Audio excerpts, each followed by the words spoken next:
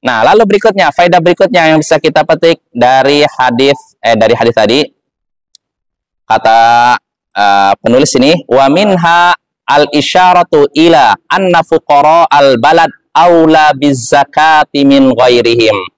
Dalam hadis ini terdapat faidah, yaitu isyarat. Isyarat artinya apa? Apa isyarat?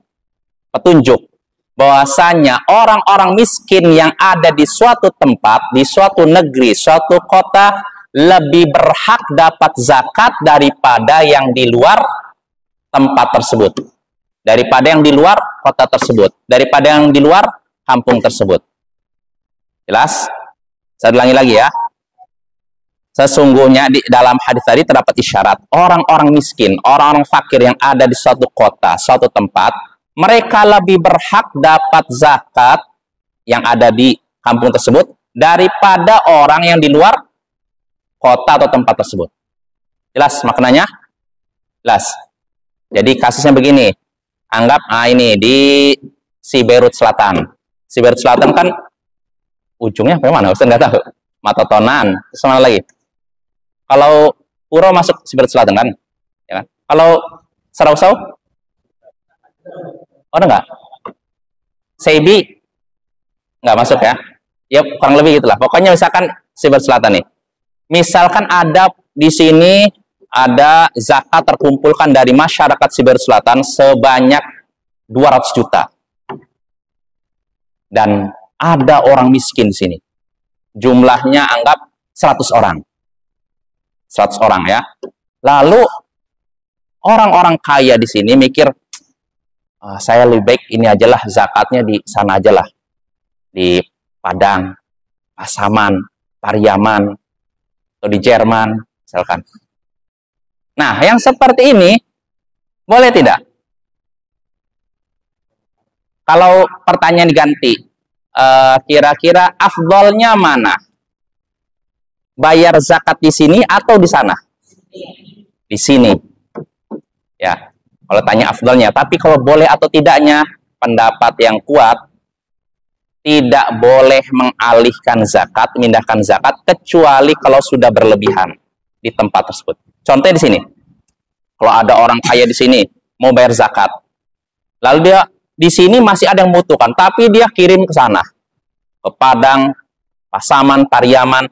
Maka yang seperti ini tidak diperbolehkan. Jelas?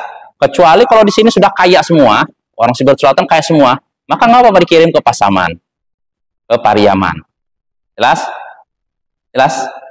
Ya, jadi kalau kalian zakat punya uang, harta di sini, maka kalian keluarkanlah zakat di harta kalian berada. Harta yang jadi patokan bukan badan, kecuali zakat fitrah. Kalau zakat fitrah badan kita.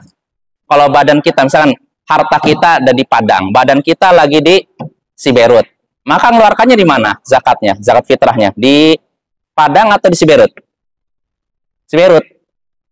Ini kalau zakat fitrah, tapi kalau zakat mal, zakat harta, kalian ada di Padang. Tapi rumah kalian, perusahaan kalian ada di Siberut. Maka dikeluarkan di mana zakatnya? Siberut. Jelas? Ya, jadi kalau kalian punya uang berlebih, nih, maka berikanlah kepada yang terdekat. Sekitar rumah kalian, baru kalau berlebih kirim ke tempat lain. Jelas? Ya ini ya, penting ya. Apa sih hikmahnya? Kenapa harus didahulukan yang terdekat sebelum yang terjauh? Kira-kira apa hikmahnya? Ada yang tahu? Ismail, apa hikmahnya kira-kira? Apa hikmahnya? Apa hikmahnya, Salim? Apa hikmahnya? Siapa yang bisa jawab? Yang bisa jawab berarti sudah selesai kajian. Kalau tidak ada yang bisa jawab, berarti nggak selesai. Apa hikmahnya? Kenapa didahulukan yang lebih dekat sebelum yang jauh? Ya karena makin dekat seseorang dengan kalian, maka berbuat baik kepadanya makin besar pahalanya. Jadi jangan kalian kira ya, sebagian orang kan punya uang banyak, dia cari, misalkan ada orang kaya di sini di Siberut Selatan, dia ingin bersedekah nih. Dia cari orang yang di pelosok sana, di mana di Sagulube sana. Padahal di sekitar sini ada, kerabatnya miskin, tapi dia lebih mementingkan orang yang bukan kerabatnya di pelosok sana. Yang seperti ini keliru. Karena kalau kalian berbuat baik kepada orang yang dekat dengan kalian, kalian dapat pahala sedekah, plus dapat pahala silaturahim. Jelas? Beda dengan berbuat baik kepada orang lain, cuman pahala sedekah saja, tapi tidak dapat pahala silaturahim. Maka berbuat baiklah kepada orang yang terdekat dengan kalian. Dan itu udah ada contohnya. Utsman bin Affan, kaya apa miskin? Kaya. Ketika dia sebelum jadi khalifah, setelah khalifah, dia selalu membantu kerabatnya. Kerabatnya dulu dibantu, baru orang lain. Jelas? Nah, ini menunjukkan kalau kalian punya harta, dahulukan orang terdekat, lalu jauh, dan jauh. Makin dekat dengan kalian, makin baik, makin besar pahalanya. Jelas? Ya, dengan ini selesai ya. Insya Allah pada pertemuan berikutnya kita lanjut faidah dari hadis pertama ini. Subhanakallahumma bihamdik, asyhadu an la ilaha illa anta, astaghfiruka wa atubu ilaik. Assalamualaikum warahmatullahi wabarakatuh.